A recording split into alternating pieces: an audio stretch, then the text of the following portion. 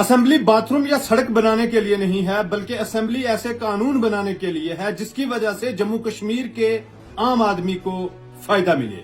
उमर अब्दुल्ला साहब की सरकार के पास 50 एमएलए हैं, किसी और एमएलए की जरूरत नहीं है, किसी और लेजिस्लेटर की जरूरत नहीं है। पीडीपी के एमएलए वहीदुर रहमान परा साहब ने एक और बिल लाया है, वो बिल पेश करेंगे, असेंबली कुछ दिनों में स्टार्ट होने वाली है। और बिल ये है कि जम्मू कश्मीर के वो लोग जो कई सालों से सरकारी जमीन पर काबिज हैं या वो जंगलात में हैं, जंगलात के लिए तो खैर फॉरेस्ट राइट एक्ट लाया था लेकिन वो इम्प्लीमेंट नहीं हुआ, तो वहीदुर रहमान परा साहब एक बिल ला रहे हैं जिसमें उन्होंने साफ तौर पर कहा है सरकार को कि जो लोग सरकारी जमीन पर काबिज हैं, काचराई की जो जमीन है, दूर दराज गांव में जो लोग रहते हैं, जंगलात में रहते हैं, उनको मालिकाना हकूक दे दिए जाएं।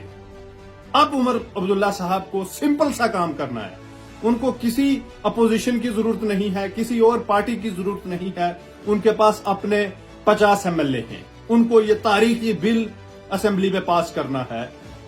मेरे दोस्तों, असेंबली जो है वो टैंकी बनाने के लिए नहीं है, बाथरूम बनाने के लिए नहीं है, नाली बनाने के लिए नहीं है, बल्कि असेंबली इसलिए है कि जो हमारे एमएलएज हैं, जो हमारे लेजिस्लेटर हैं, वो तारीखी कानून बनाए।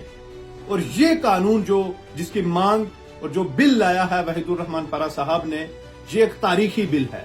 और उमर अब्दुल्ला साहब को और उनकी पूरी जमात को बगैर किसी गरज के, बगैर सोचे समझे ये बिल जो है वो पास करना चाहिए। एलजी साहब क्या करते हैं वो अलग बात है, लेकिन उमर साहब को क्योंकि ये एक ब्रूट मेजोरिटी मिला है उमर अब्दुल्ला साहब को। अगर आप 2002 की बात करो तब भी कोलिशन थी, 2008 में एनसी कांग्रेस की कोलिशन थी, 2014 में बीजेपी पीडीपी की कोलिशन थी। तो कोलिशन में कोई बिल इंसान पास नहीं कर सकता है, सरकार बिल पास नहीं कर सकती क्योंकि अपने अपने इंटरेस्ट होते हैं। लेकिन इस बार जम्मू कश्मीर की सरकार ने नेशनल कॉन्फ्रेंस को फुल मेजोरिटी दी है, 50 एमएलए जिताकर असेंबली में भेज दिए हैं। और ये इसीलिए भेजे हैं कि वो ऐसे ऐसे काम करे जो तारीख याद रखे। पिछले 4-5 साल में आपने देखा कि जम्मू में, कश्मीर में, पहलगाम, गुलमर्ग में, सोनामर्ग में हर जगह लोगों को परेशान किया गया। फिर वो कश्मीरी हो, डोगरा हो, गुज्जर हो या पहाड़ी हो, हर इंसान को परेशान किया गया। जमीनों, सरकारी जमीनों पर जिन्होंने 20-20, 25-25 साल पहले घर बनाए हैं वो अब कहां जाएंगे? वो अपना क्या पूरा उम्र जो उन्होंने कमाया वो क्या उसको छोड़कर भाग जाएंगे? तो कितना टॉर्चर किया है बीजेपी की सरकार ने। उमर साहब, आपके पास एक अच्छा मौका है, आप जबरदस्त किस्म का जवाब दें बीजेपी को।